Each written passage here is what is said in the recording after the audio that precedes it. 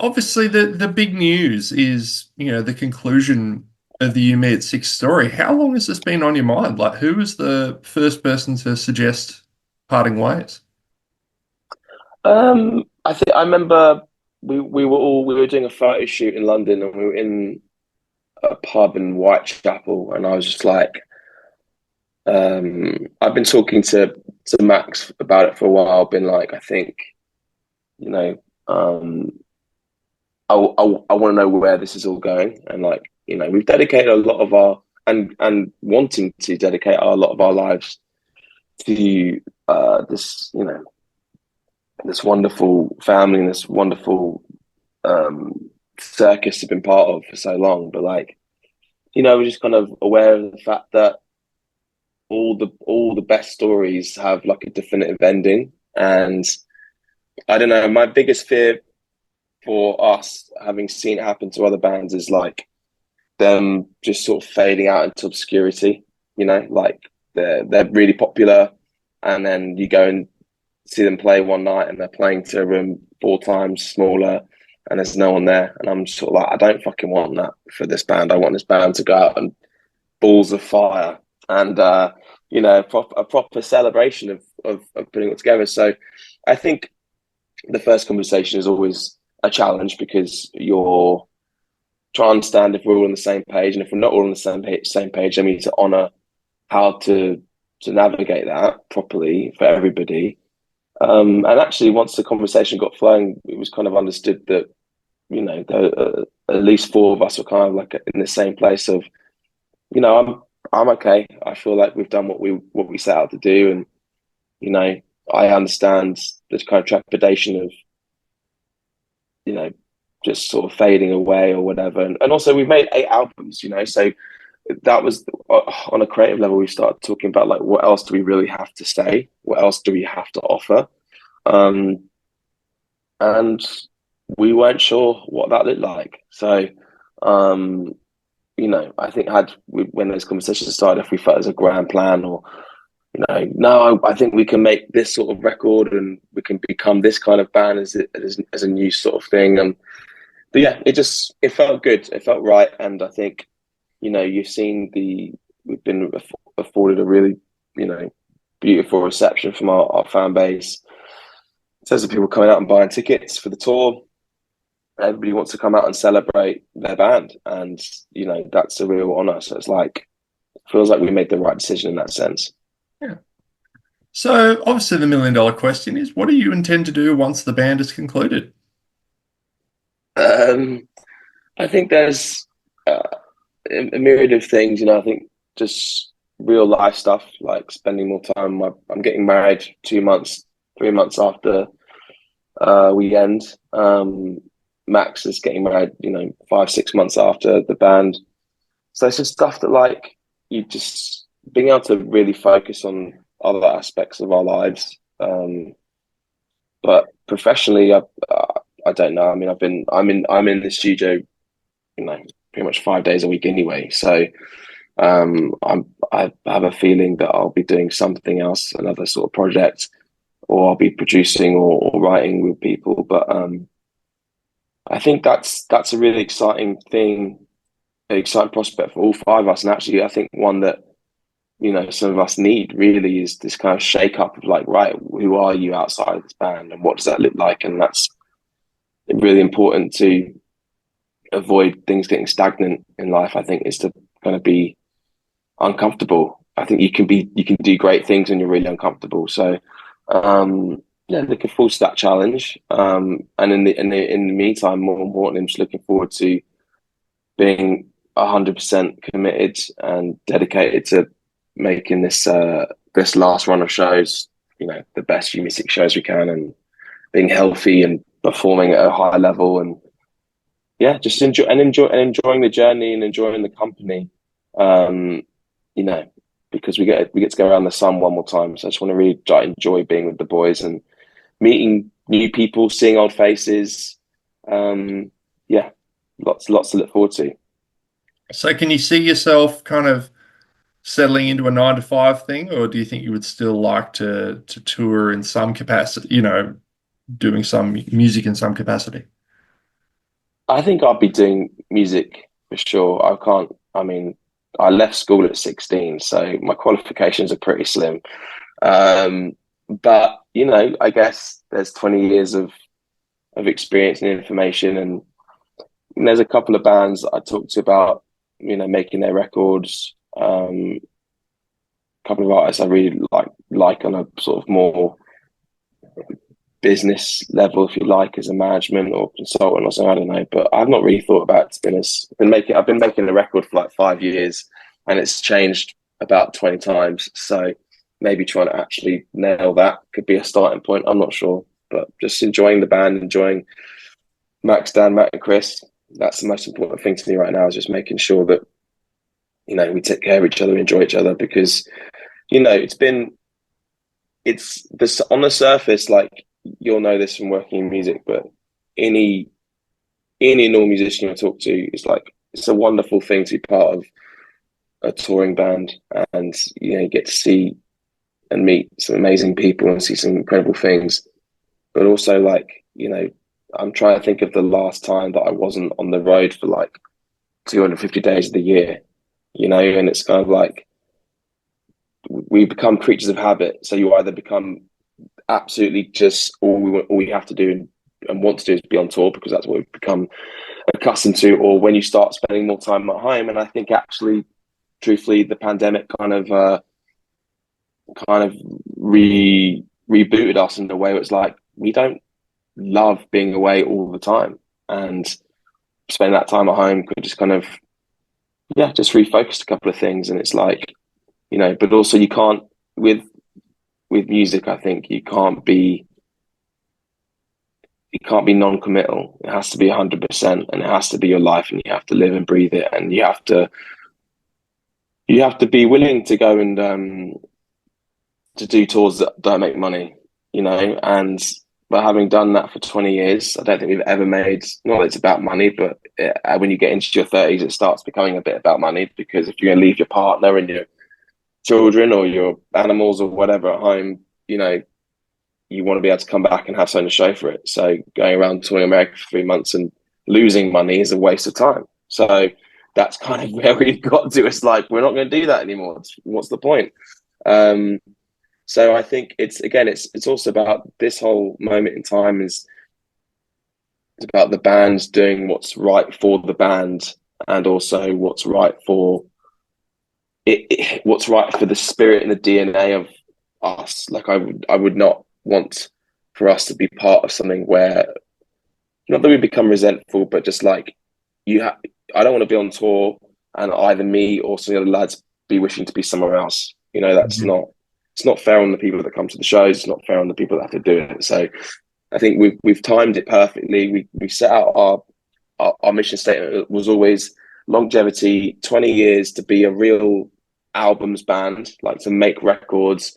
And even within that conversation, we experienced so many incredible things in terms of, like, recording in America 3 times, or in Thailand, or in Santorini, a Greek island. Like, we've done some fucking cool stuff. We've made records in basements, we've made records in million dollar pound studios, and it's all been fucking wicked and all been a blast. So yeah, if you don't feel like you've got much to say, don't just stick around and talk for the sake of it. Do you know what I mean? It's like, if you've got something that's you can really, that's really compelling, great. Keep making art, keep being part of that. But if you're not, then you're ultimately, I feel like you're just doing a disservice to. I don't like using the word legacy because it sounds arrogant, but like, the history of You Me at Six, I don't want the future to dictate how people kind of revere us. Do you know what I mean? And I think that that's also important to be aware of that, because some bands just keep going and going and going. You're like, mate, I turned off years ago, and I don't want that for us. And I think to maybe, probably, most likely, we might have been someone's favorite band in high school, and now they haven't listened to us for 5, 10 years, So it's like, it's only so many cycles in which that can happen, where people are still at your shows. So just sort of being aware of that, and not getting stiffed up.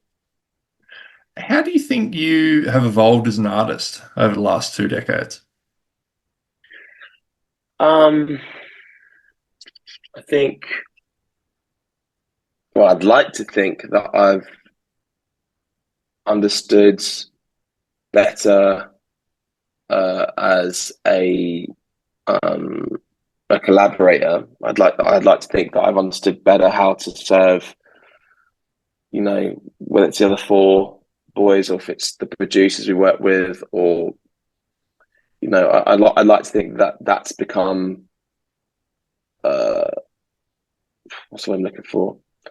That's become more rounded and become a bit more sincere and like understood. Like it's not a song isn't just what I want to say on it. It's about protecting and elevating all the right moments in that song to make it a better song. But I think as the years have gone on, I've tried to I've always looked at You Made Six as like a diary entry, really.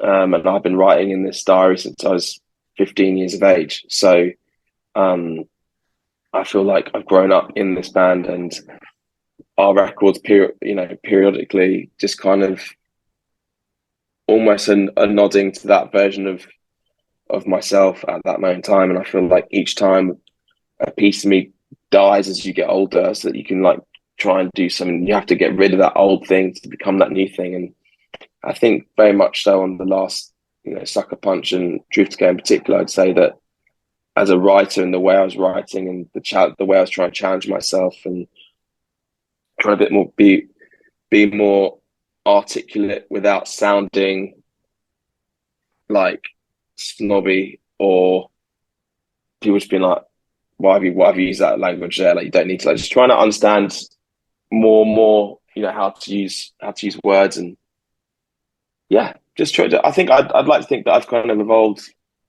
into just a little bit more of um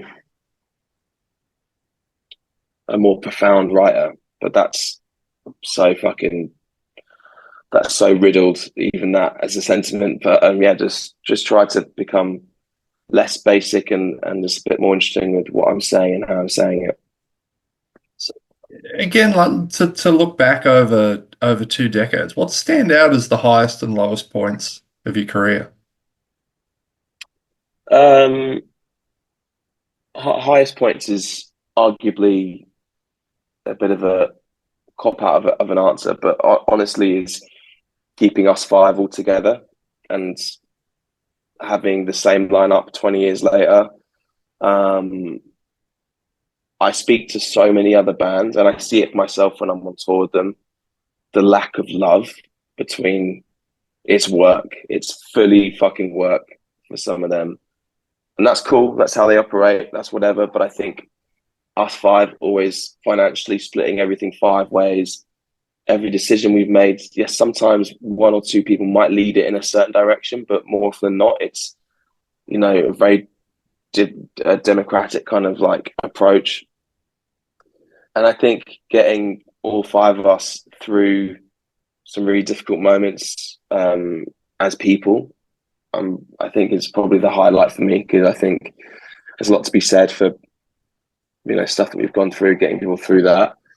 And on the flip side of that, I'd say the lowest points have more often than not been kind of not self-inflicted. It's come from other people, been lawsuits with old managers or old labels or merch companies or whatever.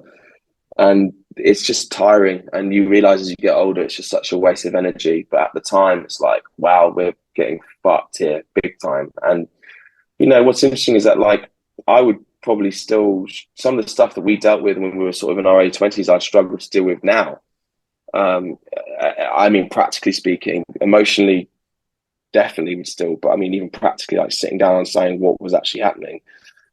So I think that's it's tough when young musicians go. It's tough at any age, but I think when young musicians go through stuff like that, I think it kills it a little bit for them. And I've often found that quite challenging to accept, that people that are supposedly more experienced and older and wiser, and ultimately when we're talking about the infinite wealth that they already obtain to be going after five young 20-year-olds is, I think, pretty low end.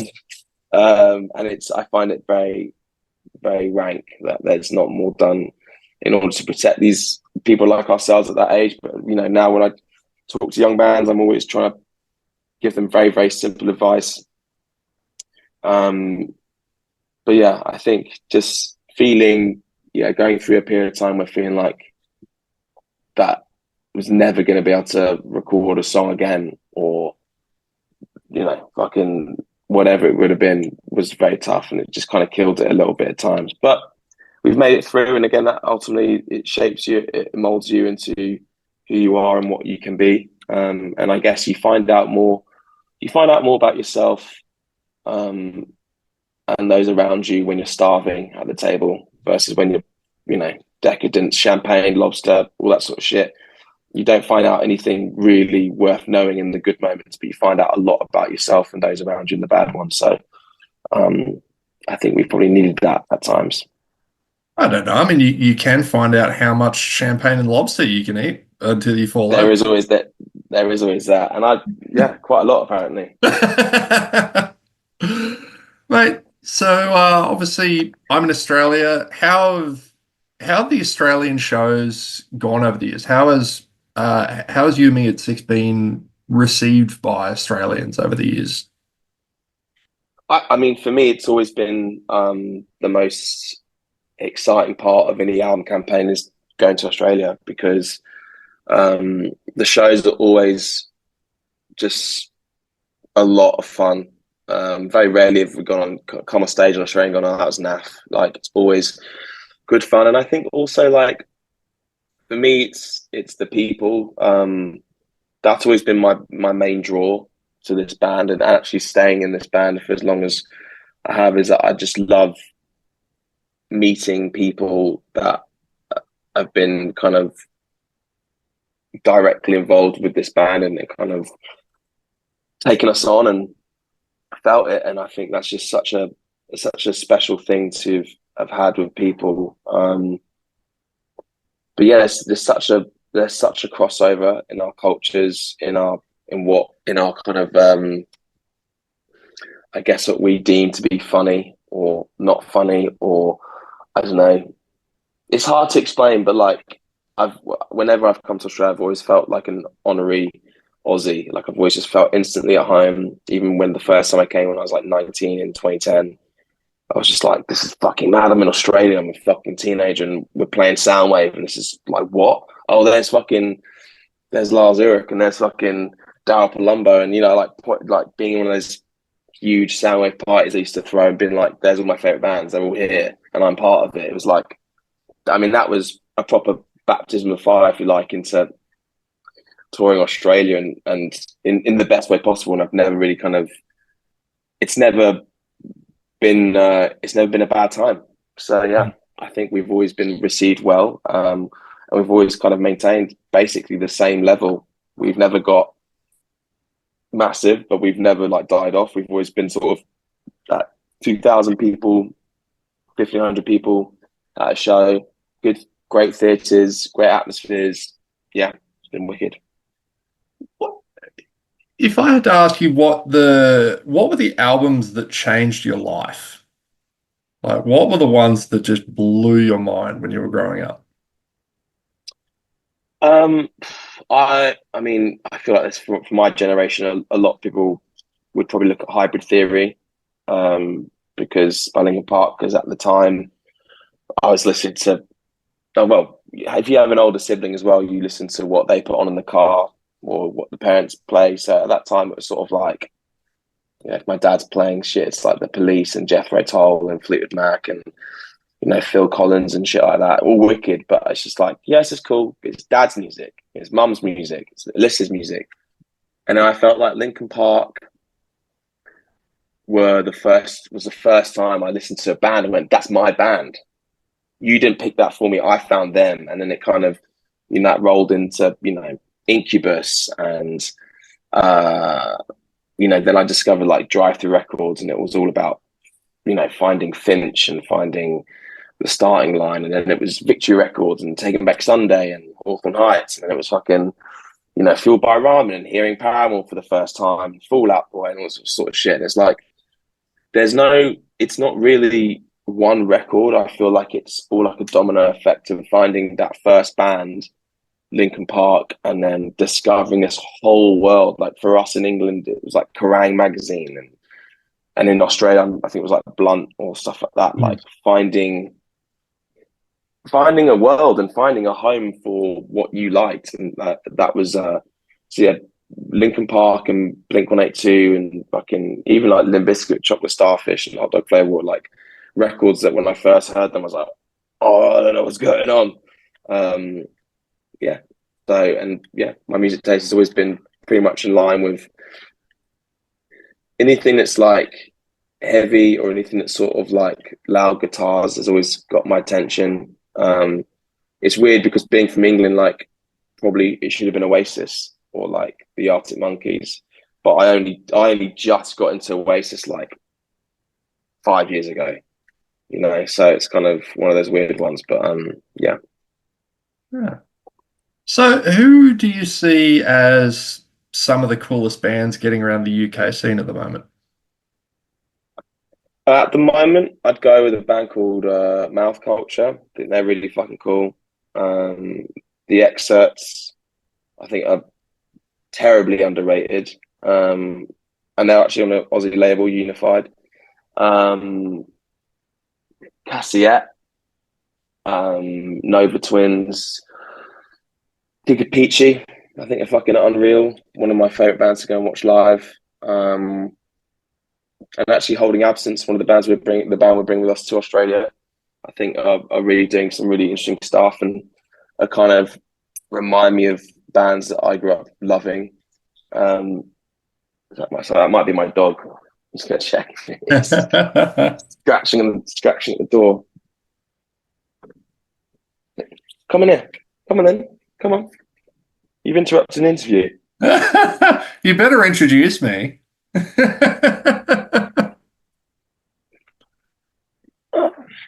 This is Harley. Oh, hello. Oh, look at you. It's funny. I Go on, can son. literally just hear the clicking on the tiles of my golden retriever has just plonked Cute. himself outside the door, but he's banned because he once pounced on me mid-interview. I was literally in the middle of Amazing. asking a question and just boom. Oh, it's so good. Love Oh that. man. Dogs are funny, man. Oh, they're the best people. They are just amazing. Mate, Yeah. this has been rad. Thank you very much for your time. I hope Thanks, bro. the Australian tour goes wonderfully. And yeah, man, whatever you do next, I wish you every success. Thanks, bro. You coming out to any of the shows? I may be. We shall see. So, but Cool. if I Have a word with AJ, and if you do, let's we'll grab a scoop. easy, man. All right, man. Easy. All right, bro. Be well. Take care. Easy. Bye. Thanks for your time. See ya.